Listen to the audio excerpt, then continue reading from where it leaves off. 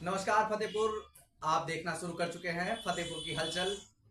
आज जैसा कि आपको जानकारी देते हुए हमें बेहद ही खुशी है कि फतेहपुर का अपना चैनल, जो कि डिजिटल चैनल एमएसएमई से रजिस्टर्ड है, इस चैनल की आज शुरुआत हुई है। इसका नाम है फतेहपुर हलचल, जिसके फाउंडर मैनेजिंग डायरेक्टर आदरणीय रमेश मोहन शुक्ल जी हमारे साथ हैं दाईं तरफ, और आदरणीय संरक्षक श्री श्रवण कुमार पांडे जी हमारे बाईं तरफ हैं। आज इस चैनल की शुरुआत की जा रही है। इस चैनल की शुरुआत जब की जा रही है तो प्रयास ये रहेगा कि दैनिक तौर पर फतेहपुर के विषयों पर चर्चा परिचर्चा हो। दैनिक तौर पे एक मुद्दा उठे, उस पर चर्चा परिचर्चा हो। और मुझे लगता है आज से अच्छा कोई समय नहीं होगा जब दो दो फतेहपुर के धुरंधर हमारे माटी के लाल हमारे बीच हैं, जो कि इस चैनल के संरक्षक भी हैं। इन्होंने बांदा और फतेहपुर के लिए ये जो जनता के लिए इन्होंने मांग रखी थी, रायबरेली बांदा फतेहपुर के लिए रेल पथ की मांग की थी।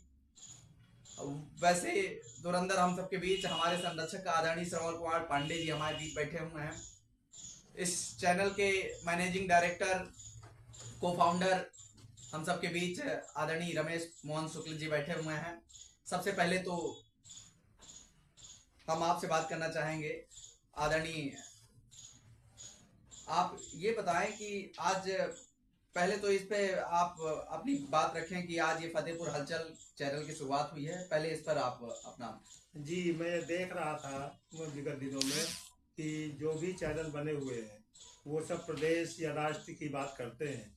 मेरे दिमाग में था कि मैं एक ऐसा चैनल बनवाऊं जिसमें केवल फतेहपुर की हलचल ही सुनाई पड़े। फतेहपुर चूँकि गंगा यमुना के बीच में, इलाहाबाद और कानपुर के बीच में बसा हुआ एक ऐसा शहर है, ऐसा जिला है जो अभी भी विकास से कोसों दूर है।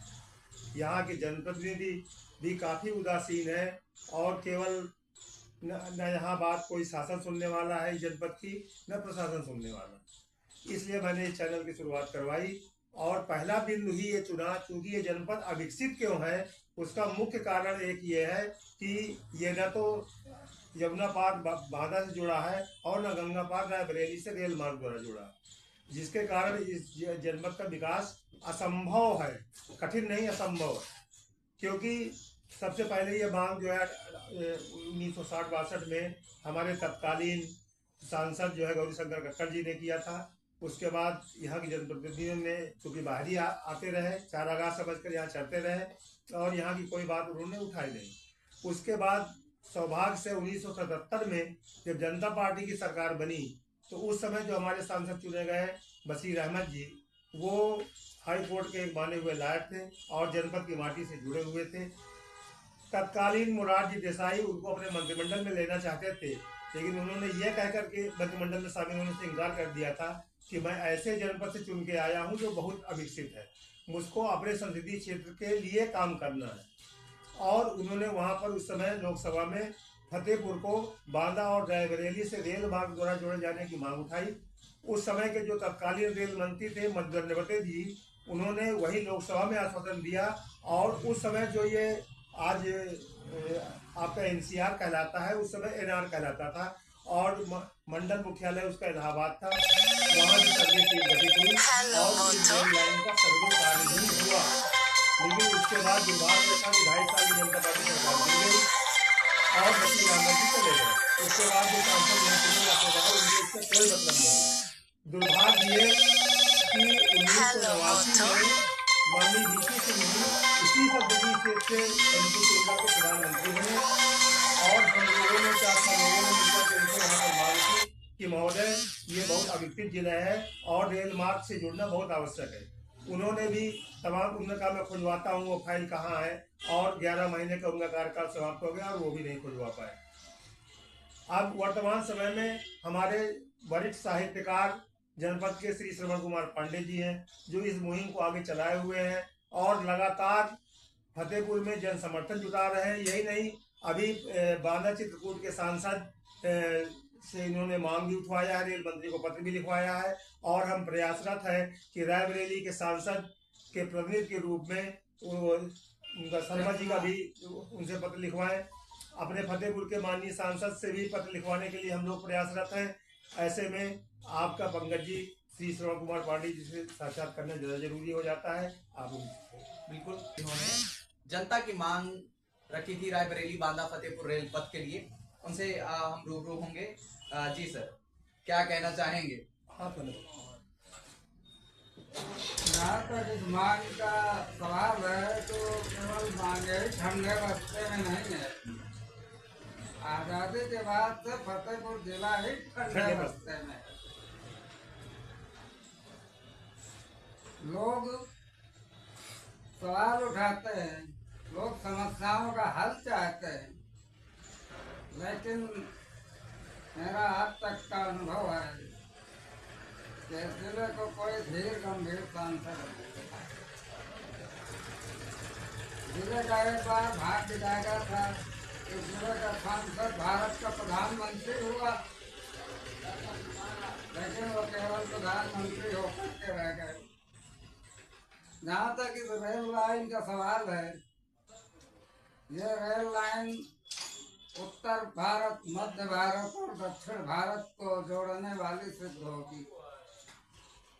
रायबरेली में जो रेलवे लाइन कानपुर रायबरेली इलाहाबाद जाती है, फतेहपुर में जो रेल लाइन कानपुर फतेहपुर इलाहाबाद जाती है, बांदा में जो रेल लाइन कानपुर बांदा इलाहाबाद और शंकरगढ़ वगैरह को जोड़ती है, तो अगर रायबरेली में डलमऊ, फतेहपुर में रमवा और बांदा में अतर्रा को जोड़ दिया जाए तो ये तीनों जिले तो आपस में जुड़े रहेंगे ही।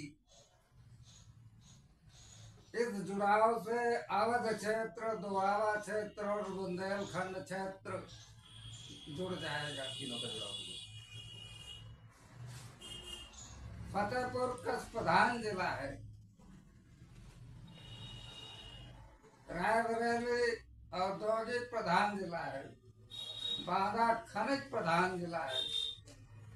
समागम होगा तीनों तो और तीनों जिलों में रायबरेली में अवध संस्कृति, बांदा में बुंदेलखंड संस्कृति, और जो फतेहपुर की संस्कृति है वो अवध और बुंदेलखंड की मिली जुली संस्कृति है। दोआबा गंगा और यमुना के बीच में होने से ये दोआबा कहलाता है। सौभाग्य से ये कानपुर और इलाहाबाद जैसे महानगरों के बीच में होते हुए भी ये पिछड़ा जिला है। दुख इस बात का है, इस बात का दुख है। अगर इस रेल लाइन को नक्शे पर उतार दिया जाए, रायबरेली फतेहपुर बांदा के बीच में मालगाड़ी सवारी गाड़ी चलने लगे तो कल्पना से परे है कि कितना विकास होगा। आज फतेहपुर केला का हब बनता जा रहा है। फतेहपुर का केला बंबई तक, सुदूर दक्षिण तक जा रहा है। आज फतेहपुर में किधर भी जाइए आपको केले के खेत मिलेंगे। सब्जी की खेती में फतेहपुर ने अभूतपूर्व उन्नति की है। लेकिन मैं इस सारे विकास की बधाई जनता को देना चाहूंगा। यहाँ जो भी विकास हुआ है वो जनता के द्वारा हुआ है।